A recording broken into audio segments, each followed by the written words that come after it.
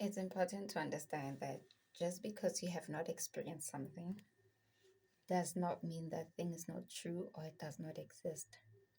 That that's this notion that is going around where, especially in the black community, where everyone has to have a set story. That if you would tell people about a different narrative, especially in relationships, that does not do have to do, or even in workplaces or business, that does not have to do with hard work, with beggarzelling, with poverty. You are looked at it as if you are unrealistic. Those things don't exist.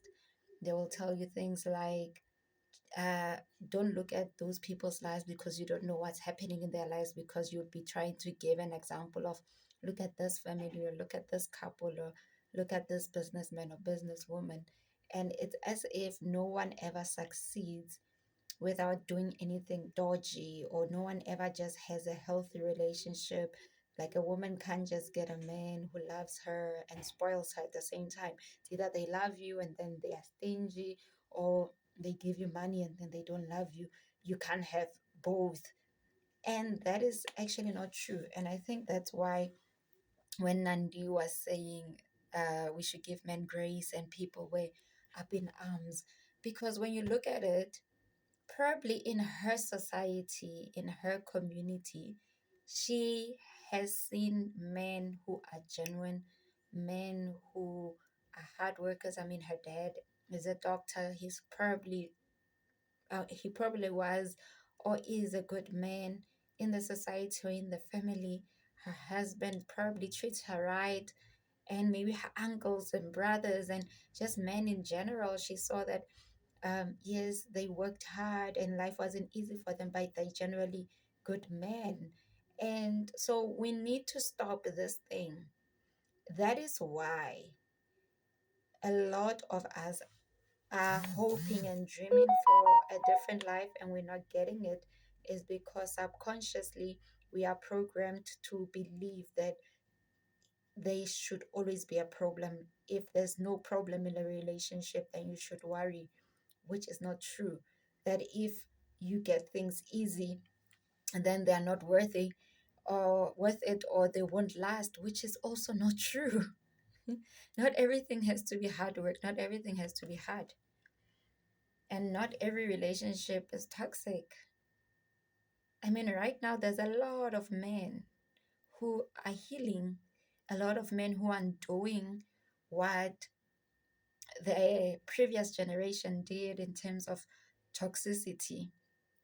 There are a lot of marriages that are blooming and they are graceful and they are happy. And don't get me wrong, everyone goes through tests and trials and challenges.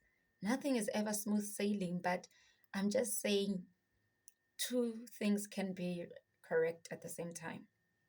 So just because you haven't personally experienced it, or the people around you are not living that type of life, does not mean that life is impossible or that life does not exist. The day you start changing how you think and viewing things, you'll start seeing that even the people that are surrounding you that are so toxic, they will move and the right people will start coming. So you need to change how you think, how you see things. Where did these beliefs come?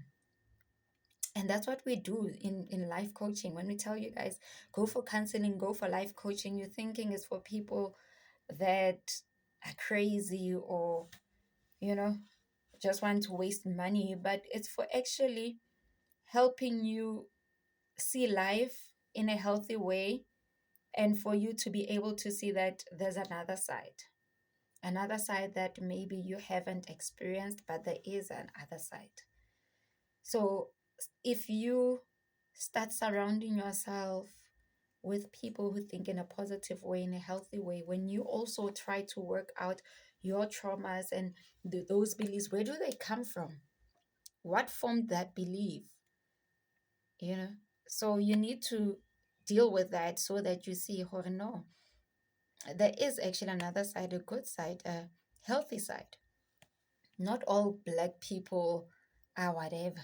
Not all white people are whatever, not all Indians are whatever. Whatever that stigma or belief, we need to change the narrative as the upcoming generation. And it starts with how we think and view people.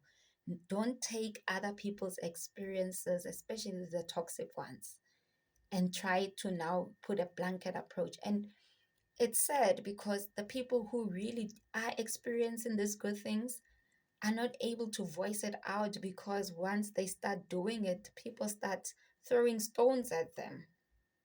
So now people can now show that actually there is the other side. And that is why people have this notion that things always have to be bad. It's because that's all that they are seeing. That's what's been highlighted by the media, by TV, radio, or even social media is even worse. Those are the things that get more views. Those are the things that get more shares. But if a person comes with something that is healthy, that is positive, and that is good, and showing marriage in a good side, or showing relationships in a good side, a fatherhood, motherhood in a good side, they usually don't trend. And so, whose fault is it that you don't know that there's the other side? I'm going to leave you with that. Just because you haven't experienced something does not mean it doesn't exist. There are good people out there. There are good men. There are good women. There are great, prospering, healthy, romantic, financially stable marriages out there. There are ways of making money and having a business that is legit and without having to work hard.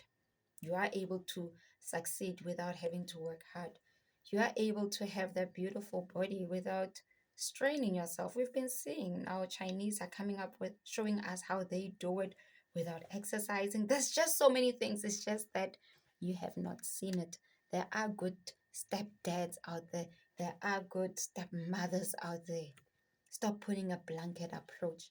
And before you start consuming all these toxic things, maybe start fixing your For You page and your timelines and everything that you're watching, so that the good things will start coming, so that you start consuming healthy things, and then it will now become your experience. Here's to holistic wellness and healing.